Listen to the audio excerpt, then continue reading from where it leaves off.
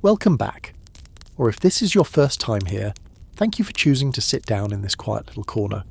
Today we'll be exploring a topic that the ancient Egyptians held in high regard, and at times approached in rather curious ways: sex. In this ancient world, sex wasn't something hidden, it wasn't taboo, it wasn't a shameful secret. It was a natural part of life. If you enjoy stories that are both strange and soothing, stay a while. Let sleeping history open the door through time and uncover how sex was truly seen in ancient Egypt. We, modern humans, often imagine the past as a time of hardship and repression, a world where every desire was stifled, where love and lust were bound tightly by rigid moral standards.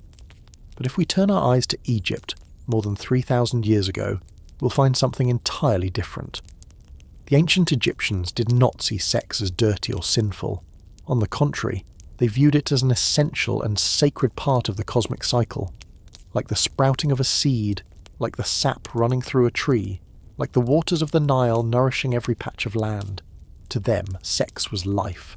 No more, no less. It wasn't merely the physical union of two people. It was a reflection of divine creation, a rhythm echoed in the changing of seasons and the passing of generations. In excavated homes at Thebes and Saqqara, archaeologists have discovered private sleeping quarters, spaces shared by husband and wife, adorned with fragrant oil jars, fertility amulets, even small stone representations of sexual organs. These weren't secret objects, not hidden away like modern taboos. They were honoured.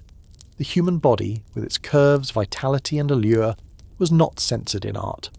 On the contrary, temple walls, tomb paintings, pottery, all depicted men harvesting, women gathering lotus flowers, with supple, lively, sensual forms, never crude, never ashamed. And perhaps most remarkably, this open view of sexuality wasn't reserved for royalty or elites. Farmers, craftsmen, shepherds. Everyone had the right to love, to marry, to divorce, and to enjoy physical intimacy.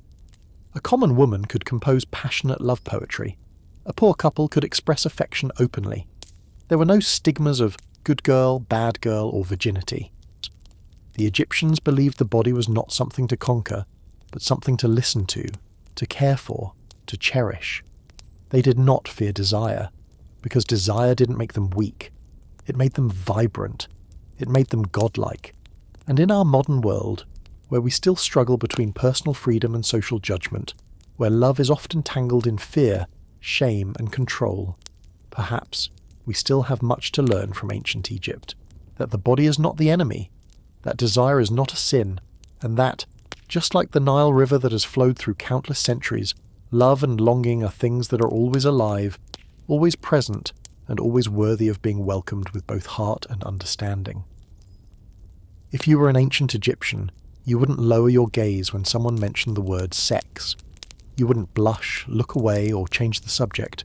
No one thought that talking about human desire was something rude or to be avoided, because in that world, where sunlight bathed every eternal stone, where the Nile breathed steadily with the seasons, sex was an essential part of life, like breakfast, like sleep, like the cool breeze of a summer afternoon. The Egyptians did not use the veil of shame to cover up their primal needs. They did not view sex as something bad, but as a natural element of existence, a small, sweet joy that repeated itself in the eternal rhythm of time. In the records that have survived, we see sex was not burdened with heavy moral labels. You didn't have to be a married man to live authentically. You didn't need to preserve virtue in order to be respected. You just needed to live as a part of the universe, of being capable of loving, of desiring, of touching another with both gentleness and instinct from within. There were no harsh prejudices against being single, or about virginity. Virginity, which in many other cultures later became a moral measuring stick for women, was not emphasized in ancient Egypt. There are no records that describe a veneration of chaste maidens. There were no rituals to verify virginity, no titles like noble virgin. A woman could have a lover, could have had sex before marriage, and still be considered decent and respectable. Because in the eyes of the ancient Egyptians, honour was not attached to a fragile biological membrane, but to how one lived, with loyalty, and with how one treated others with sincerity. However, some behaviours were still restricted, especially adultery, particularly if you were a married woman. But this wasn't due to religious condemnation or the concept of sin in the moral sense. It was connected to inheritance rights and family honour. Who would be the father of the heir? Would the woman bring the blood of an outsider into the family line? That's why adultery could sometimes be punished, through divorce, disinheritance, or even public penalties. But this doesn't mean that society condemned sex itself, only that it sought to regulate the legal consequences of it. Even for men, being unmarried was not something shameful. There was no pressure to get married and have children by a certain age, nor was there a burden to carry on the family line. Being single did not equate to being broken or incomplete. Everyone had the right to live according to their own rhythm, just as naturally as the southern winds blowing along the Nile. And you would find this perspective reflected in their art, in their poetry, and in their festivals. Sex was not hidden behind veiled suggestions. It was present openly, but never crudely. On hand-painted papyri, scenes of lovemaking were depicted, not to arouse, but to honour, not to display, but to preserve. In the Turin erotic papyrus, a secret manuscript hidden for centuries, one finds vivid, realistic illustrations of a wide range of sexual positions. Some modern scholars suggest that the Turin papyrus was not merely an erotic manual, but also a piece of satire, perhaps mocking the priestly class or mimicking festival rituals. Whatever the purpose may have been, the important thing is this. The drawings were not banned. They were circulated, buried with the dead, and even copied, viewed as a natural part of culture. And perhaps most uniquely, it was in love poetry. Many poems were written by women, not just describing romantic love, but expressing desire, physical longing, the yearning to touch, to melt into one another like a river flowing into the sea. Even during festivals, where people honoured deities such as Hathor, the goddess of love, wine and music, or Bastet, the goddess who protected women and families, laughter, flirtation and teasing words were considered blessings in themselves. Desire was not hidden. They sang about it. They danced for it. They gave each other lotus flowers, the blossom that symbolised lust and rebirth. And in every sip of fermented wine, in every glance exchanged beneath the flicker of oil lamps, sexuality was not cast out like a demon. It was welcomed like an old friend, come to visit then to leave without blame or shame. In ancient Egypt, where the sun was lifted each morning by the god Re and the Nile flooded its banks as a sacred blessing, sexuality was not merely a connection between humans, it was a connection between humanity and the divine. In the eyes of the Egyptians, sexual acts were not something to be hidden or deemed sinful, but rather an inseparable part of nature, the cosmos, and sacred rituals. And among all the gods representing life, none was more symbolic than Min. Imagine stepping into an ancient temple, where the scent of incense weaves through weathered stone statues. In front of you stands Min, not a fierce warrior, nor a deity cloaked in shimmering robes. He stands tall, dignified, holding the emblem of his power, his entire being a vivid embodiment of fertility, beginnings, and life multiplying. The ancient Egyptians did not depict this god in such a way to shock or attract attention. They believed Min was the sacred symbol of life rising from the earth, like a seed sprouting under the blessing of sun and rain, like a field growing fertile after receiving the gifts of nature. During festivals that celebrated the harvest, statues of Min were carried through villages to the sound of joyful music. Women would toss grains into the air as an invitation for heaven and earth to unite, while men shouted, beat drums, and reenacted ancient fertility rites that dated back to the dawn of time. Every gesture was symbolic, but also intimately connected to the rhythms of agrarian life, sowing, waiting, sprouting, harvesting. No one felt embarrassed. No one felt shame. This was Min, the god of life. The most famous love story in Egypt was not between a pharaoh and a beautiful princess, but between the gods Isis and Osiris, two deities who embodied eternal love, death, and resurrection. The ancient Egyptians passed down a legend, a mournful love ballad soaked in the golden sands of time, about the great god Osiris, who was betrayed by his own brother and torn into 14 pieces, his flesh and bones scattered across the black lands along the Nile. Isis, his wife, also the goddess of magic and life, did not weep, did not curse. She wandered in silence through the land, crossing fields, wading through marshes, lifting her face to the desert winds to find and reclaim each fragment of her husband's body. Every piece she recovered she stitched back together, as though mending a dream that had been torn apart. But there was one part that never returned. The most sacred part, the seed of life, had been swallowed by the creatures of the Nile. They say the story should have ended there, but it didn't. Isis refused to let life slip away like sand through her fingers. She created a new version, not of flesh and bone, but of pure gold. And then, using the kind of ancient magic only eternal souls could comprehend, she performed the impossible. She planted the seed of life within the very heart of death. From that sacred union, Horus was born, not only the son of Osiris, but the living proof of an undying truth, that when love is strong enough, even death must yield. To the Egyptians, this was not just a myth. It was the whisper of the earth, the river, the desert wind, that vitality may be crushed, but never truly lost. That all it takes is a glimmer of light, a hand that refuses to let go, a heart that will not surrender, and life will sprout again, even from ashes. Modern people often think of religious rituals as solemn, silent affairs, bowed heads, hushed tones.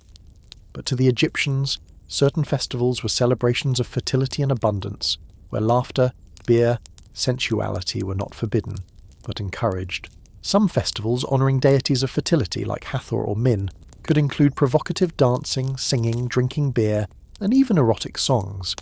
It was believed that joy, laughter, and pleasure pleased the gods and helped the land become fertile, the rains fall and the winds blow gently, for the divine, it was said, truly loved to see mortals rejoice. A strange but true detail in Egyptian culture.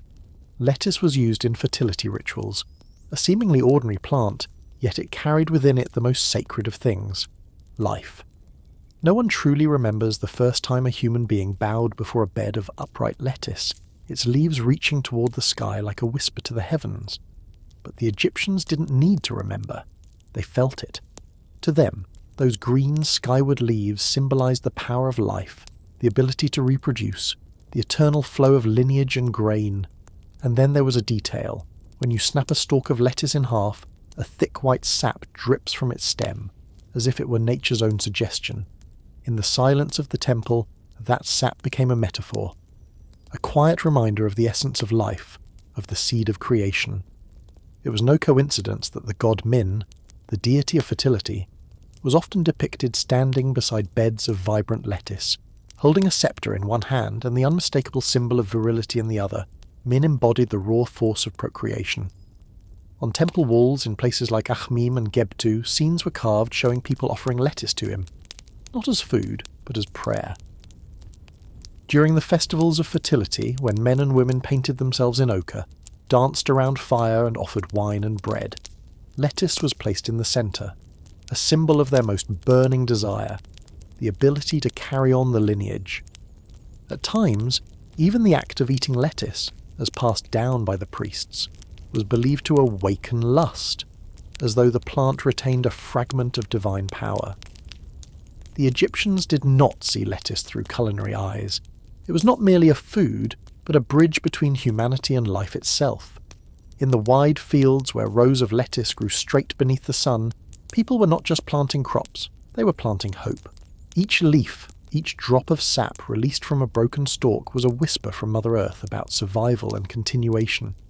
Egyptian mythology was not told in words, but through images, rituals and symbols scattered across limestone and turquoise, and among them, lettuce, that small, unassuming plant, lay quietly at the heart of a civilization that loved life so deeply, it worshipped the very process of creating it. In ancient Egypt, love was not bound too tightly by laws or dogma. People lived, loved, and came together as naturally as the water flowing through fields of papyrus, as the sun rising each day without needing anyone's permission. Love was not forbidden, and sex was not something hidden in the shadows. Many homes in Egyptian settlements, whether belonging to craftsmen, farmers, or palace servants, had clearly defined spaces. A place to cook, a space to receive guests, and a private corner reserved for intimacy. Some houses even had dedicated bedrooms for husbands and wives, a rare feature in many other ancient civilizations of the time. These private spaces, though humble, spoke of something deeply human, a respect for privacy, and for moments of tenderness. Marriage was encouraged in ancient Egyptian society, but it was not a requirement for two people to love one another. There were no laws forbidding premarital relations, nor were there harsh moral punishments from the gods or the priesthood. In some cases, couples didn't even need to marry formally.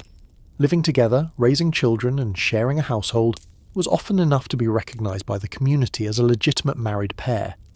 And in Egypt, strangely and wonderfully, love poetry didn't just come from male poets. Many ancient verses that have survived to this day come from the perspective of women. These poems, delicate and shy yet filled with desire, speak of a young woman whose heart breaks like the Nile's floodwaters when she sees the boy she loves, or whisper of a heart stirring like dry earth touched by water. Women in ancient Egypt, unlike many of their contemporaries elsewhere, had the right to express emotion. They could take the lead in matters of love, own property, and even initiate divorce if the marriage no longer worked. And in the private space of a mud brick room, when the sound of ox carts had faded into the distance, they could be fully themselves, in love, in physical closeness, and in the quiet dreams murmured beside the one they cherished. Not all love was eternal, but when two people built a home together by the Nile, when they set up a small household altar to honour protective gods, they were sharing more than just a house. They were sharing a longing for life, for joy, and sometimes, for a small miracle, a child born to the lullaby of a mother's song and the rhythm of Nile waters lapping at the shore. In that civilization, sex was not seen as sinful or forbidden. On the contrary, it was tied to fertility, to the cycles of the universe. It was life, it was miracle, it was the link between the human and the divine. And thus, even the most seemingly ordinary moments, a glance exchanged in a sun-warmed room, carried within them the breath of a universe slowly turning. In ancient Egypt, marriage was never a burden of paperwork. People didn't need a court or a temple to declare their love. They didn't need noble witnesses or approval from above. A mutual agreement between two people, sometimes between two families, was enough to begin a life together. You are my wife, I am your husband. And just like that, they were considered married. Of course, not all marriages were romantic tales under the moonlit Nile. Love was only one part of it. Marriages were also built on property arrangements, mutual benefits, or simply as a means to strengthen social standing. But unlike many other ancient civilizations, where women were treated as mere commodities, the Egyptians gave women an important role and a genuine voice. Women in ancient Egypt, a remarkable exception compared to many cultures of the same era, had the right to file for divorce.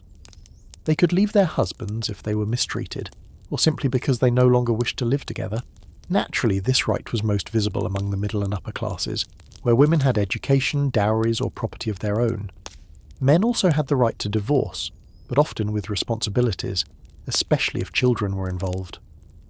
Divorce was not a disgrace. Records show that people remarried after separation without stigma, and sometimes even maintained friendly relations with their former spouses. And to reduce future complications, the clever Egyptians came up with something brilliant: the marriage contract. A simple yet detailed document written on papyrus, handwritten by a scribe. It would include clearly defined terms, what the dowry consisted of, who retained ownership of the house, who would have custody of children in the event of divorce, and how property would be divided. With a legal system that showed an unusually high regard for women's rights for its time, Egyptian women could even sue their husbands in court for abuse. They had the right to retain personal property, own land, and file for divorce independently. This has left many modern scholars amazed. How could a society over 3,000 years ago be so progressive? Marriage at that time was not a cage that restrained sexual freedom or imposed spiritual obligations. Premarital sex was not forbidden by religion, and unmarried individuals were not harshly judged if they chose to live together. Love could arrive unexpectedly and leave just as quietly. There were also unfulfilled romances, but people were not ostracized from the community because of them. Many love poems that have survived from the New Kingdom period, 13th to 11th centuries BCE, reveal a deeply emotional, romantic inner world, most of them written by or for women. In these verses, love was not confined to marital duties, but appeared as a pure joy, a lover's gaze from afar, the warmth of shared breath when lying side by side, or the soft ache of longing when the other was absent. And of course, adultery, though not considered a sin against the gods like in the Abrahamic religions, was judged based on its real-world consequences: family honour, property, and above all, inheritance rights. For Egyptian women, love was not something to be hidden. They wrote poetry, kept diaries, and described dreams about the ones they loved. They had the right to love, to divorce, and to begin again. But once married, infidelity could carry serious consequences. Punishments for women who committed adultery were often harsher. Sources from legal papyri and tomb wall carvings show that several penalties could be imposed if a wife was found to be unfaithful, ranging from being expelled from the home, losing custody of children, confiscation of her dowry, to more physical forms of punishment such as flogging or being deprived of food for a time. In noble families, where bloodlines and inheritance were sacred, a wife's betrayal could even be seen as an affront to the honour of the entire lineage. By contrast, men, especially those with status, were granted far more leeway. A husband could have extramarital relationships and not always face repercussions. Pharaohs, priests, or wealthy merchants sometimes had concubines, female servants, or lovers. This was not considered immoral as long as they still fulfilled their role in the official family. However, it is worth noting that not all men were immune to guilt. If a man committed adultery with another man's wife, especially if that other man belonged to the upper class, it became a serious issue. Many major disputes erupted over nothing more than a misjudged glance, or one night of failing to restrain oneself. In such cases, it wasn't love or emotion being judged, but the disruption of social order and the threat to property. Adultery became particularly dangerous when a child was born without clear knowledge of who the father was, especially within families with inheritable wealth. A child who was not officially recognised could be excluded from inheritance, potentially dragging an entire lineage into conflict and litigation. Therefore, in ancient Egyptian society, straying from the path was not prosecuted for tainting one's soul, but because of its material, social, and familial consequences. That said, there were still many stories of adulterous love that managed to survive through time. In surviving Egyptian love poems, one tells of a woman who dreamed that her lover secretly came to meet her in the pomegranate grove. There are texts that describe the overwhelming emotion of seeing an old flame again during a harvest festival. No one knows whether they were punished or not, or whether their longing alone was suffering enough. And in the end, perhaps the strangest thing about ancient Egyptian culture is the way they viewed failure in love. Not too harshly. There were no prisons, no stoning, just sorrowful letters, lamenting songs, and occasionally a few sarcastic lines carved into stone columns as warnings for future generations. One interesting fact is that while other civilizations were wary of incestuous relationships, the Egyptians saw it as a means to preserve the divine purity of the pharaoh's bloodline. Pharaohs were not merely human, they were considered the living embodiment of the god Horus on earth. And if that divine blood was to be passed down through generations, then marrying outside the family would be seen as an unforgivable dilution. Cleopatra VII, a name later evoked across the world with mystery and allure, was in fact the product of generations of sibling marriages within her dynasty. Her father, Ptolemy III, is believed to have been the result of such an incestuous union. Cleopatra herself married two of her brothers, Ptolemy XIII and Ptolemy XIII, not out of love, but as a political obligation. Within Egypt's royal and noble classes, such marriages were considered sacred and necessary. They even pointed to the gods themselves as justification. Isis married her brother Osiris, not as something strange, but as an act of cosmic order. If the gods practiced it, then humans, especially those carrying divine blood, should follow suit. Ancient religious texts describe the gods marrying and producing the next generation, serving as symbols of purity and eternal continuity. Of course, incestuous marriage was not without its consequences. Many modern historians believe that the prevalence of congenital deformities and physical and mental weakness within the Egyptian royal family, especially in the later periods, was the result of repeated intermarriage within a narrow gene pool.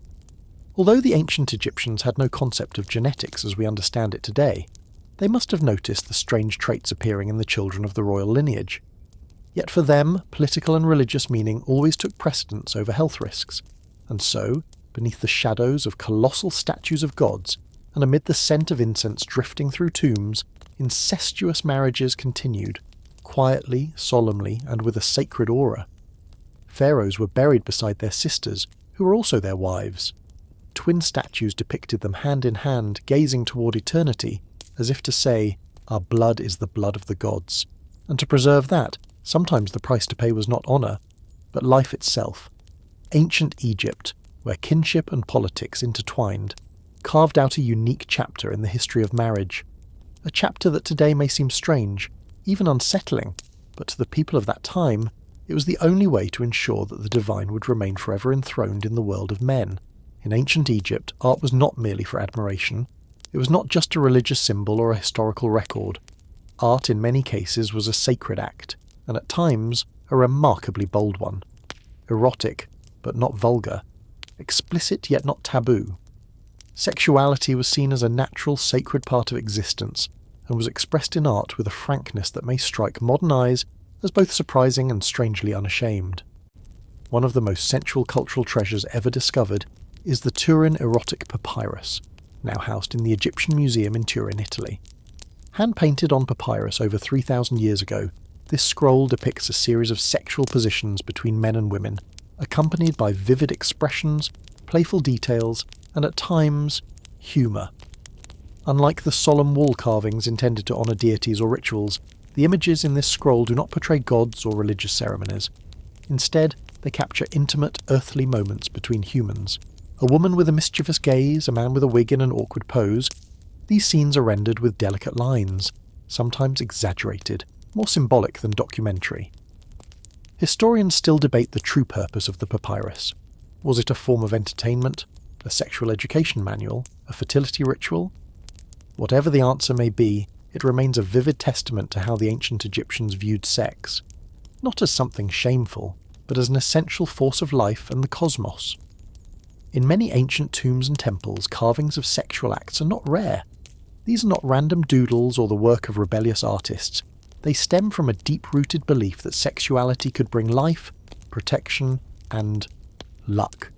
The Egyptians believed they were shaped from wet clay and the most sacred essence of the Creator God's hand, not by holy fire nor by a mystical decree, but by a primal, earthy, and deeply potent act. It was the god Atum himself, in the very first moment of cosmic solitude, who seeded life using his own body. The god's finger touched himself, as if sketching the very first painting into the boundless void.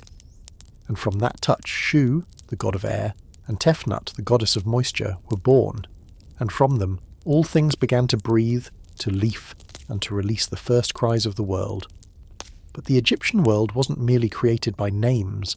It lived in every line of every drawing, every stone wall of a temple, every small ceramic vessel buried in the silt-rich soil of the Nile.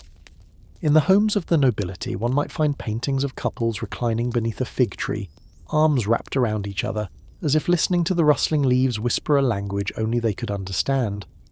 A simple ceramic jar might bear the shape of a pomegranate, thick skin, crimson pulp, seeds bursting with life, and be gifted as part of a wedding dowry. Unlike many later civilizations, ancient Egypt did not place the weight of sin upon the body or sexuality. There was no Adam, no Eve, no forbidden fruit. No one was cast out of paradise for loving. To the Egyptians, sexuality was part of Ma'at, the cosmic order. Only when spirit, body, and life were in balance could the universe remain in harmony. Thus, the sexual art of ancient Egypt was never meant to shock. It served as a reminder to the living of the true nature of existence, born of earth, of water, of affection, and of those intimate moments that might seem deeply personal, but somehow reached all the way to the soul of the cosmos. The ancient Egyptians were not naive. They understood that as sweet as love could be, it could also lead, quite suddenly, to the unmistakable sound of a newborn's wail. And so, from very early on, they invented ways to prevent that wail from arriving too soon. One of the most famous, and to modern audiences most cringe-inducing methods, was the use of a mixture made from crocodile dung and honey. Yes, you read that correctly.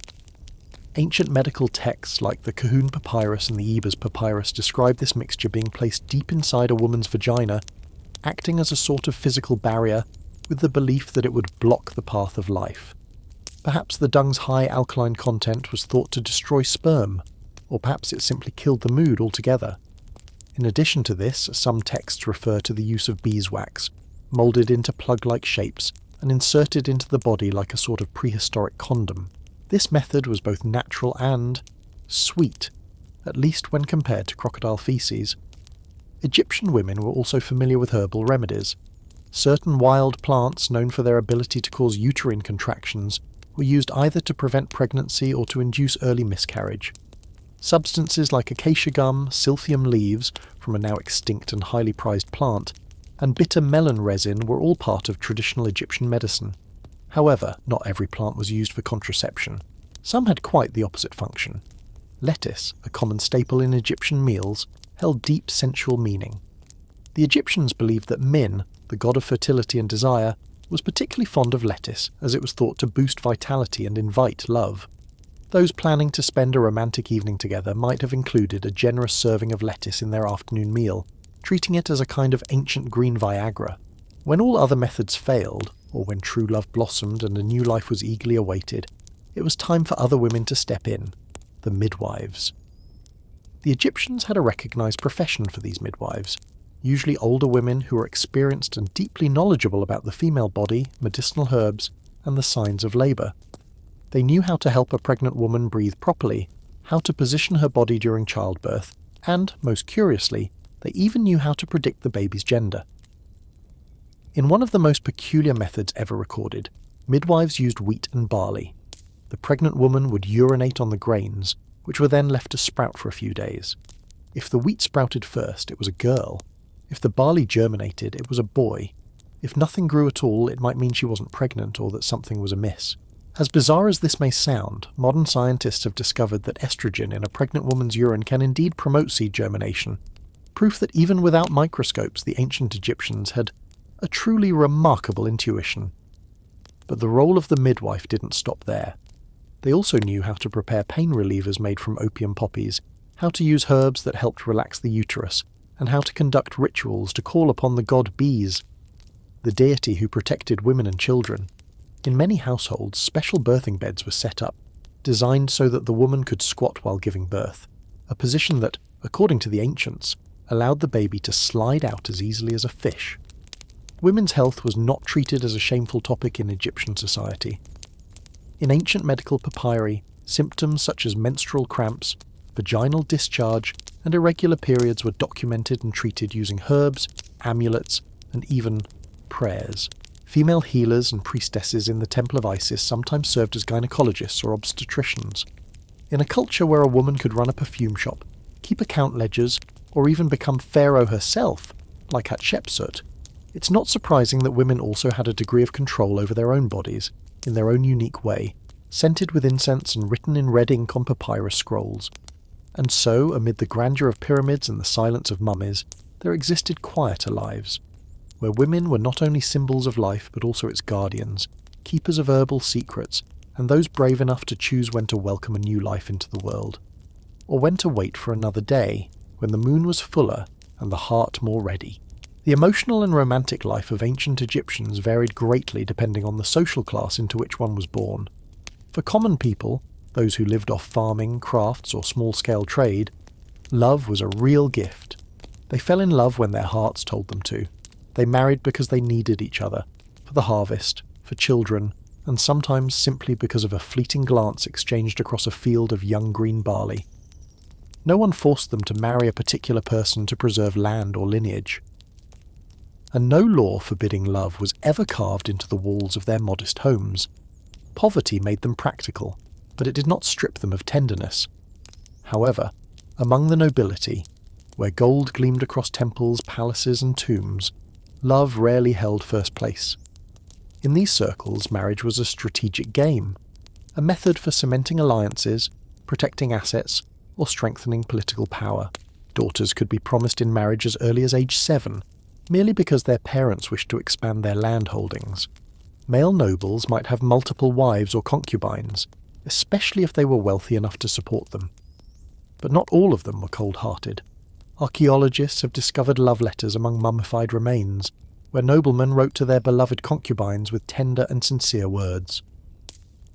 Within the priesthood and religious circles, sexuality was not entirely forbidden, as many might assume. Some temples, such as the Temple of Hathor, openly celebrated femininity, love, and pleasure. Certain priestly lineages allowed marriage, childbearing, and the passing down of religious knowledge within families. Sexuality was not viewed as sinful. It was considered a part of Ma'at, the cosmic balance that Egyptians revered. However, there were more ascetic sects, whose members chose celibacy as a way of devoting their entire lives to the gods. In all its layers, Egyptian society wove love, duty, and divinity into a complex tapestry. Where passion could blossom in a wheat field, or be tucked away in a sealed scroll resting near a golden sarcophagus. In ancient Egypt, same-sex sexuality was not unheard of, but, as with many aspects of their culture, their perspective on it was more nuanced and complex than the modern world often assumes.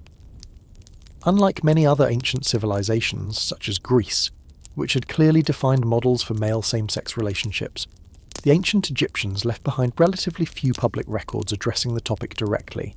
However, silence does not equate to denial. One of the most debated stories is the myth involving two male gods, Seth and Horus. In a particular episode, Seth attempts to sexually assault Horus as a way to humiliate him and seize the throne. The story eventually evolves into a series of mythological contests of wit and cunning, but it leaves behind a distinct imprint. That male same-sex behaviour was known and discussed, even if it was framed more as a symbol of power dynamics than romantic love.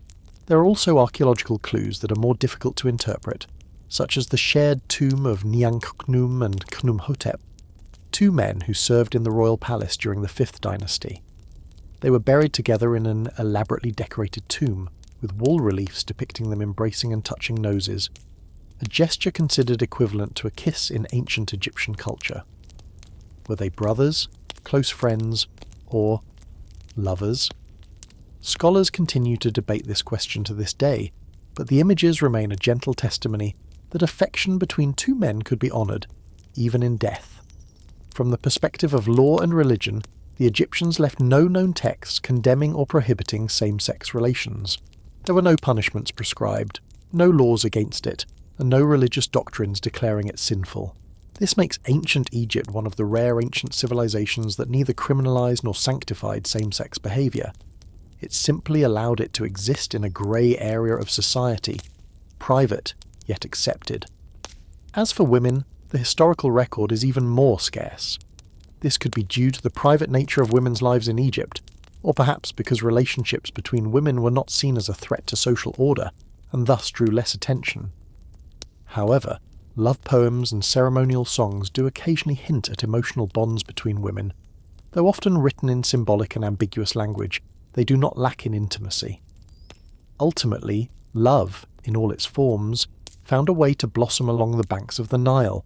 Ancient Egypt, with its open spirit and belief in eternal rebirth, closed no doors to human emotion, even when that emotion defied what might today be called normal. In Egypt, sexuality was not wrapped in the robes of sin. It was a natural, inseparable part of being human, just as the waters of the Nile could not be separated from the fertility of the land. The Egyptians delighted in handwritten love poems that described longing, fascination with the human body, and sweet metaphors involving lotus flowers and figs. There was no shame, only life. Compared to ancient Greece, where male same-sex love was idealized as a form of intellectual and spiritual bond, Egypt did not sanctify anything. The Egyptians did not write philosophies about love. They did not praise same-sex relationships as the Greeks did, but neither did they forbid or punish them. Records of same-sex couples, though rare, were not treated as heresy. As for Rome, a society pragmatic and rigidly stratified, sexuality was a matter of hierarchy. Slaves were expected to submit, while free citizens could indulge. Same-sex relationships existed everywhere, but they came with strong notions about who held power and who was subordinate. While the Egyptians avoided such distinctions and emphasized the harmony and natural connection between two individuals, the Romans heavily emphasized roles and honor. It is truly fascinating that a people who lived in the desert, who built tombs in preparation for the afterlife, held such a practical and tolerant view. While Athens was full of reasoning and Rome was full of regulations, Egypt required only a smile, a fragrant flower, and a whispered word by the riverside to express the full spectrum of love. And thus, The gentle veil of night descends upon the legendary land along the Nile, where the pyramids stand tall like eternal timekeepers, and the Sphinx remains silent, guarding the secrets of a civilization that has slumbered for thousands of years. Yet amid all that has faded with the desert winds, one thing still beats quietly in the hearts of posterity: the way the ancient Egyptians viewed love and sexuality. Unbound by notions of sin, or the strict moral frameworks that would define later cultures, the Egyptians saw sexuality as a natural, essential, and sacred part of life. They did not shy away from it, nor did they paint it as something crude. In their eyes, sex was a union of soul and body, a miracle of creation, a symbol of connection, joy, and even power. From love poems etched onto papyrus scrolls, to small statues of lovers embracing beneath the moonlight, to sacred rites that honoured fertility, all these bear witness to one truth. To the ancient Egyptians, sexuality was not merely instinctual, but a profound expression of life and beauty. Even in their temples, places one might assume to be reserved solely for solemnity and grandeur, there existed rituals intimately tied to sex. The resurrection of Osiris, for example, was believed to occur through the sacred union with the goddess Isis. Wall paintings and reliefs in tombs do not hide these themes. Rather, they depict them with honesty, and at times poetic inspiration. In ancient Egyptian society, the human body was not regarded as impure. There was no stigma surrounding same-sex relationships, no such thing as forbidden love. What mattered was consent, mutual respect, and sincere emotion. These principles, above all, offer valuable lessons for the modern age, where the world still struggles between personal freedom and overlapping social norms. Perhaps the most astonishing thing is not in the peculiar details, like the use of crocodile dung as contraception or honey for cleansing the body, but in the naturalness and serenity with which the Egyptians spoke of the body, pleasure, and love. They lived, loved, and departed this world with the belief that love did not end with death, that among stone walls and grains of sand there still echoed soft whispers. If you become a drifting spirit, then let me be the summer breeze that caresses your cheek.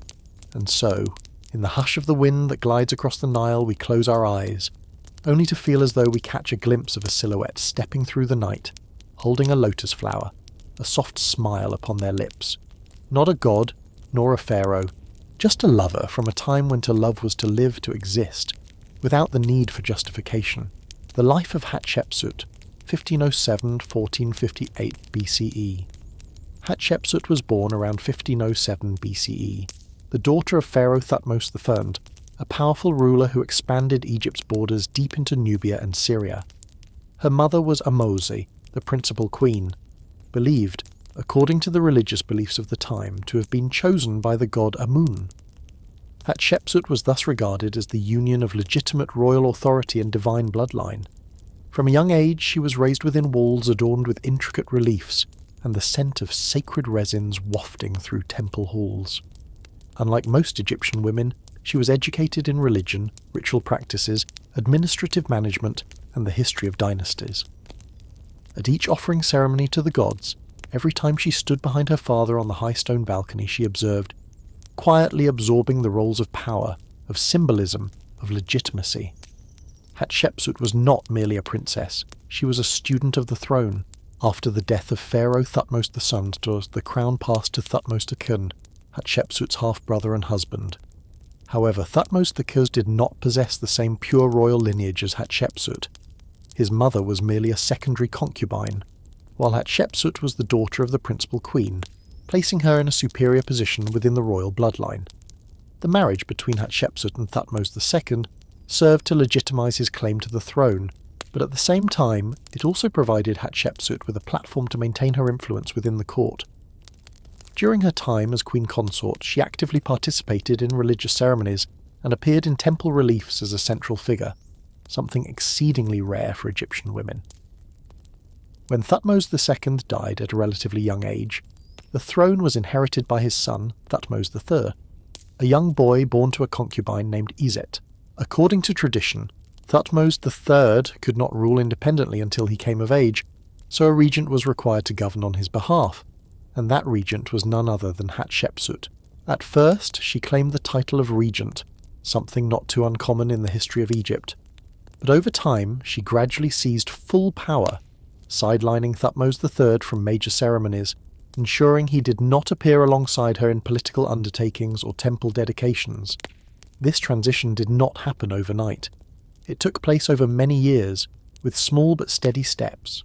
She did not announce a seizure of the throne, but instead slowly constructed a legitimate image for herself through mythology and ritual. To legitimize her position, Hatshepsut did not invoke the law. She invoked the divine. She ordered a series of reliefs to be carved in temples recounting that the god Amun had taken the form of Pharaoh Thutmose I, who visited Queen Ahmose, Hatshepsut's mother, and conceived a child with her. That child was none other than Hatshepsut herself, daughter of Amun. This mythological tale carried profound meaning. She was not just a princess, she was divinely chosen to rule. But Hatshepsut didn't stop there. She began to reshape her public image. Initially, statues and depictions still showed her in feminine form, wearing the traditional long dress. But as time went on, she was increasingly portrayed as a male pharaoh, wearing the false beard, a symbol of kingship, donning the double crown of Upper and Lower Egypt, wearing a male kilt holding the scepter and the Ankh symbol. All of this was not an attempt to pretend to be a man, but rather to craft the culturally accepted image of a pharaoh in the eyes of the people. Egyptian culture had no template for a female pharaoh, so Hatshepsut had to create one herself. Hatshepsut never deposed Thutmose III. In official terms, they co-ruled, with her as the senior pharaoh and Thutmose III as the young co-pharaoh. But in reality, for nearly 2 decades, all power was concentrated in Hatshepsut's hands. Thutmose III was largely absent from the administrative and ceremonial records. She skillfully maintained a delicate balance, never directly removing Thutmose III to avoid political upheaval, never sharing real authority to retain full control. This strategy proved remarkably effective. No civil war, no coup, and the public believed in her legitimacy. Though a woman, Hatshepsut did not overthrow the patriarchal system. Instead, she restructured it to fit herself within it. She did not declare, "Women can rule just like men." She proved it with her own reign.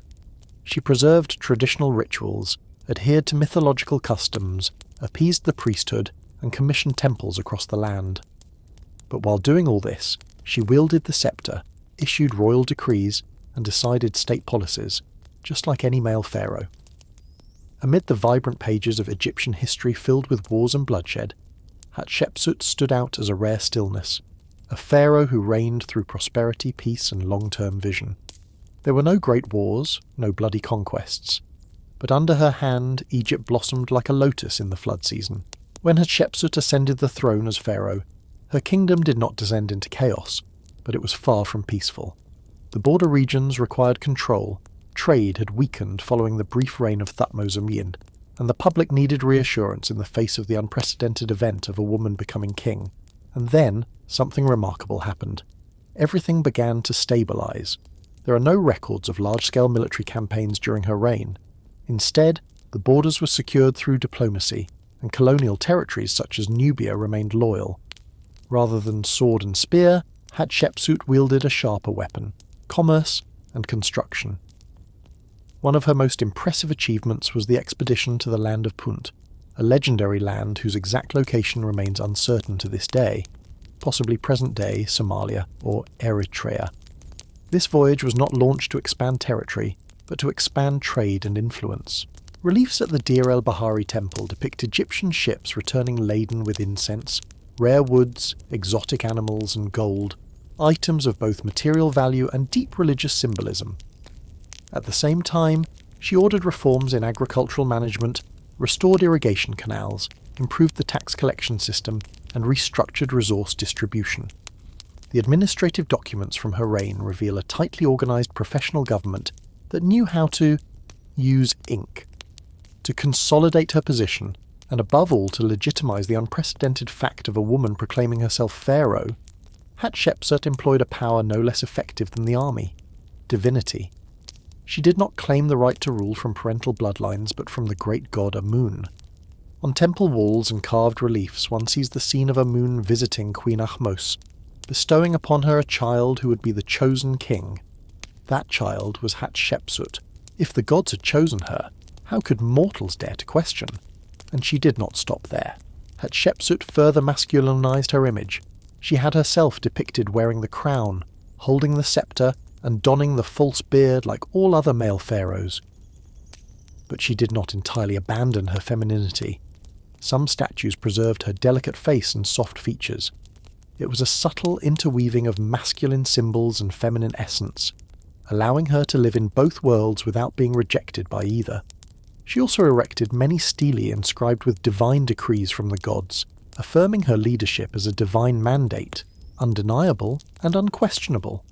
In Hatshepsut's hands, religion became a divine spokesperson for political power. Though time could erase her name from documents, it could not erase it from stone. During Hatshepsut's reign, one of the greatest architectural achievements of ancient Egyptian civilization was built. The mortuary temple of Hatshepsut at Deir el-Bahari, situated opposite the Valley of the Kings, against a dramatic cliff face. This temple did not resemble traditional Egyptian architecture. It was multi-levelled, with long colonnades, terraces, wide courtyards, and a surreal harmony with nature. Each step ascending the temple was a journey closer to the divine. Within it she had carved stories of the Punt expedition, her divine origin, and Amun's divine selection. It was not merely a temple, it was a stone declaration. Beyond Deir el-Bahari, Hatshepsut restored dozens of temples, revived sacred statues, renovated the Karnak temple, and erected towering obelisks, including the tallest obelisk in Egypt at that time, nearly 30 meters tall. Every stone she left behind seemed to say, "I have ruled, I have built, and I shall not be forgotten." If power is a sacred flame, then those who bear it always cast a long shadow, sometimes glorious, sometimes a thorn in the side of successors. For Hatshepsut, her legacy was not only in temples and distant sea voyages, but also in a political fracture that extended beyond her death. At first she ruled as regent for Thutmose III, a young child, the son of Thutmose Theses by a secondary wife. But instead of waiting for the boy to come of age, Hatshepsut chose a bolder path.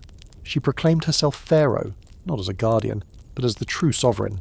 Egyptian historical records do not clearly state whether Hatshepsut seized power or was supported by the clergy and nobility. It may have been both. For over 20 years, Hatshepsut ruled under the title of pharaoh, while Thutmose III was pushed aside, reduced to a vague secondary presence in the court. And people have long wondered, did he harbour resentment? The clearest signs did not appear during her lifetime, but after her death. Thutmose III officially took the throne, and then a silent campaign to erase her from history was quietly set in motion.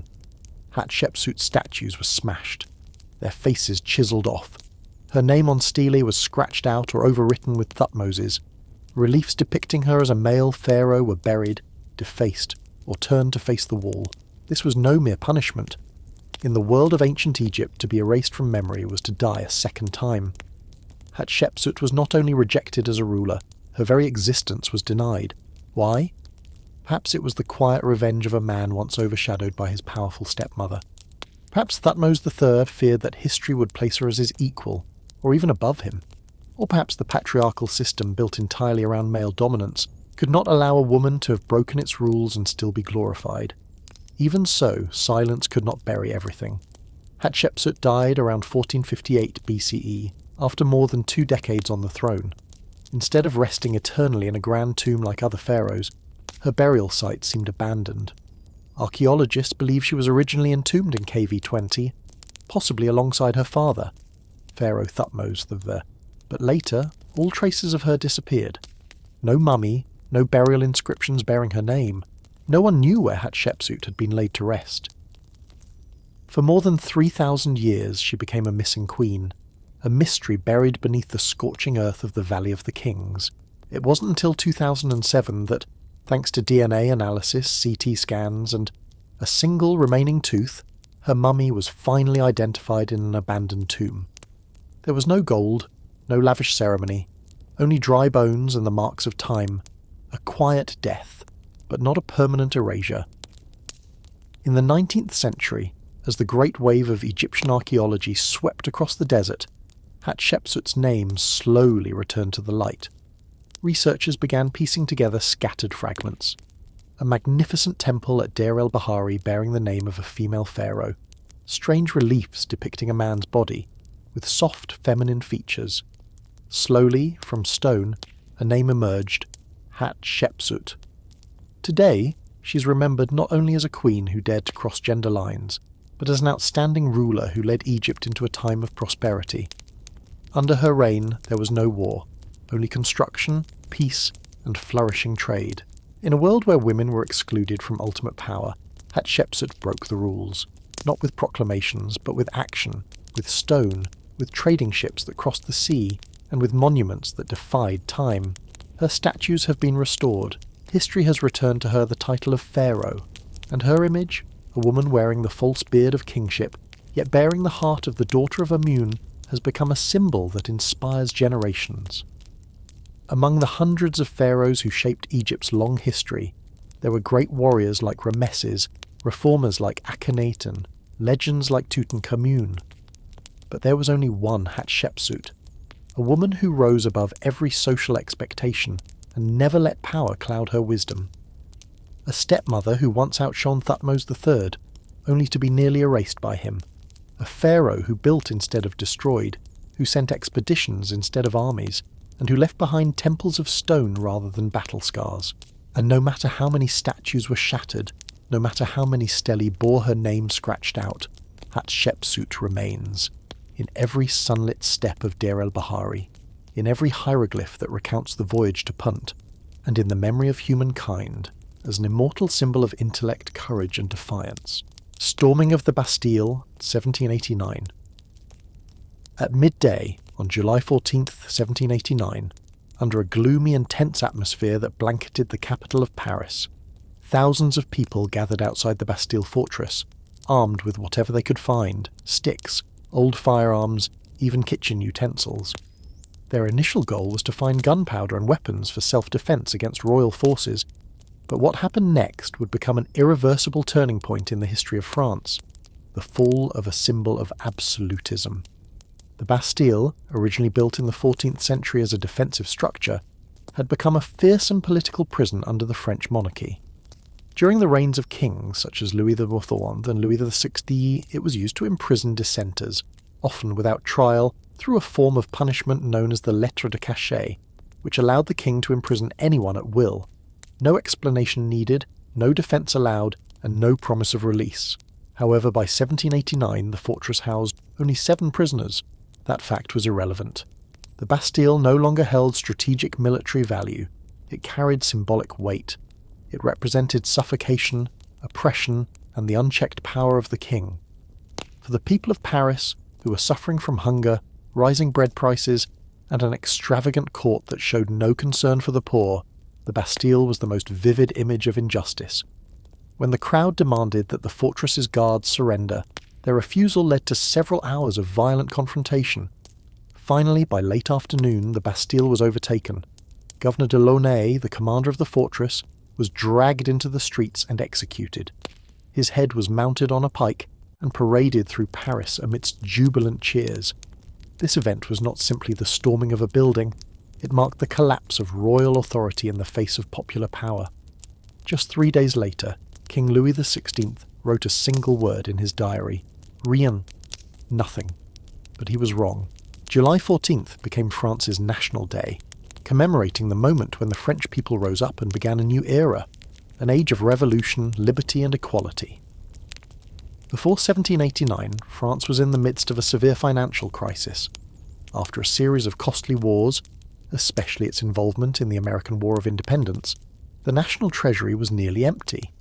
The government had to borrow money from foreign lenders, inflation surged, and the state could no longer afford to sustain its administrative system.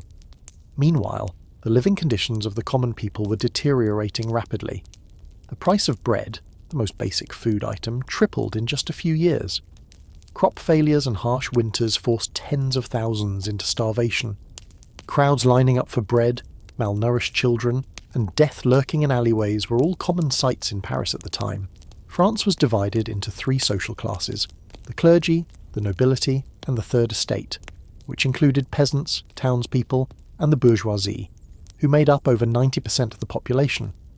However, only the first 2 estates enjoyed privileges: exemption from taxes, land ownership, and political power. In contrast, the Third Estate bore the burden of nearly all taxes, endured hard labour, and had no voice in governance.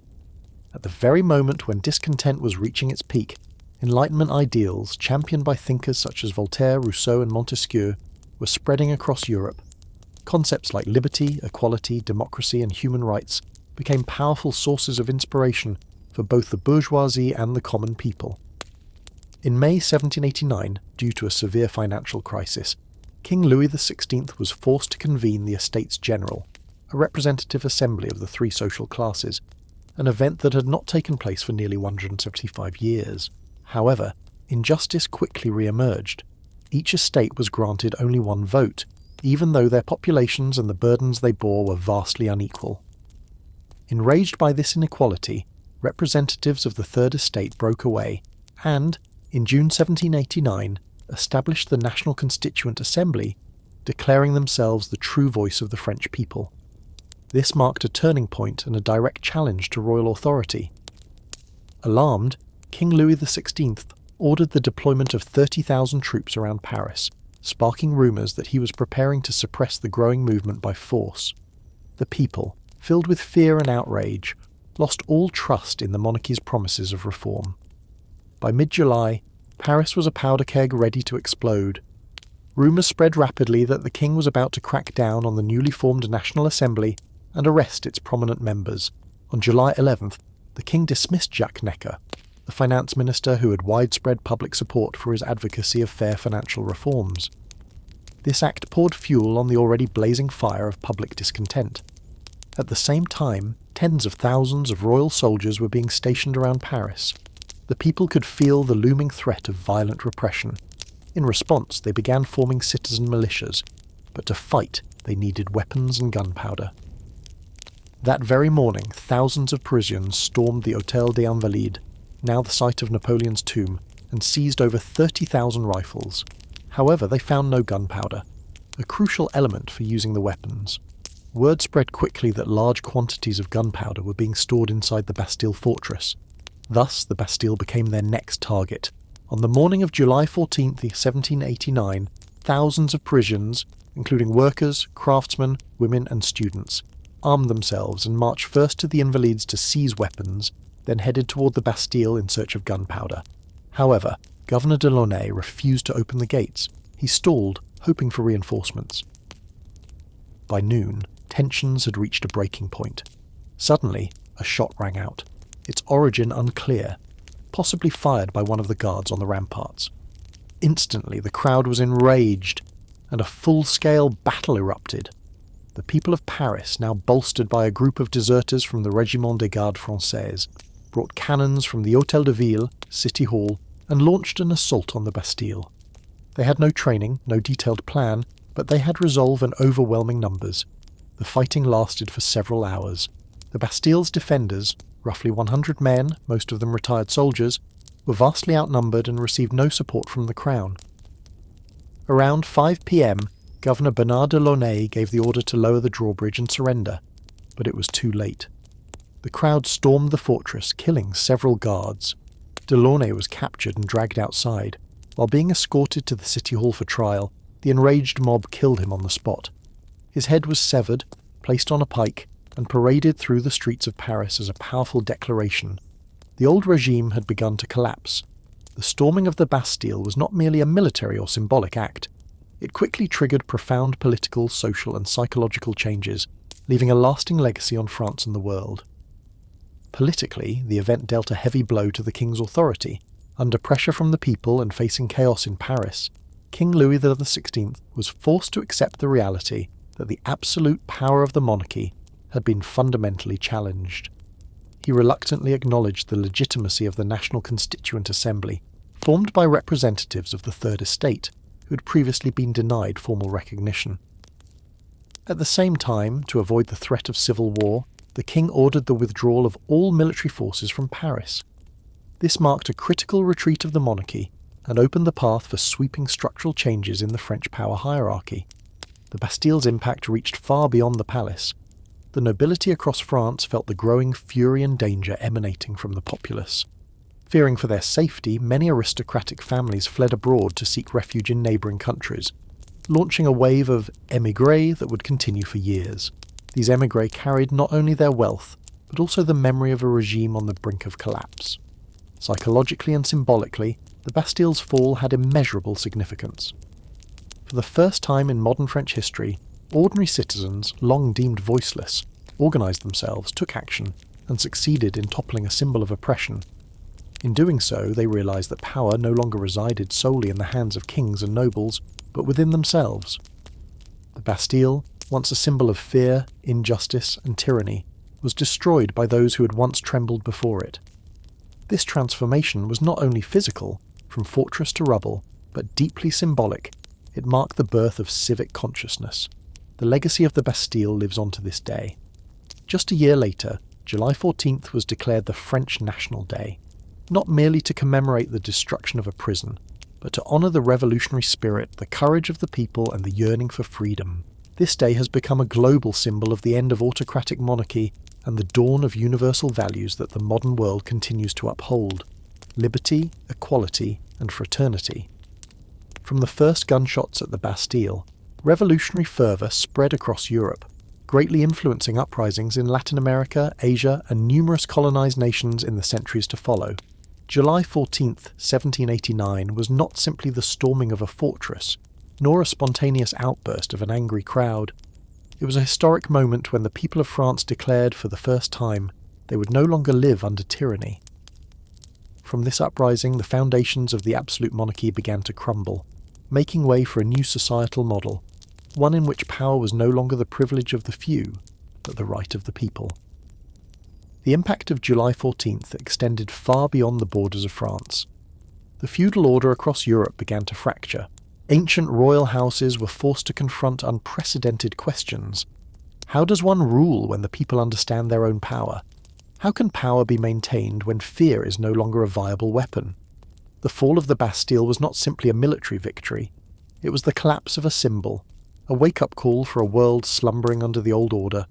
From that day onward, human history turned a new page, where liberty was no longer the luxury of the elite, but the rightful aspiration of all. The Ancien Regime had begun to fall. Had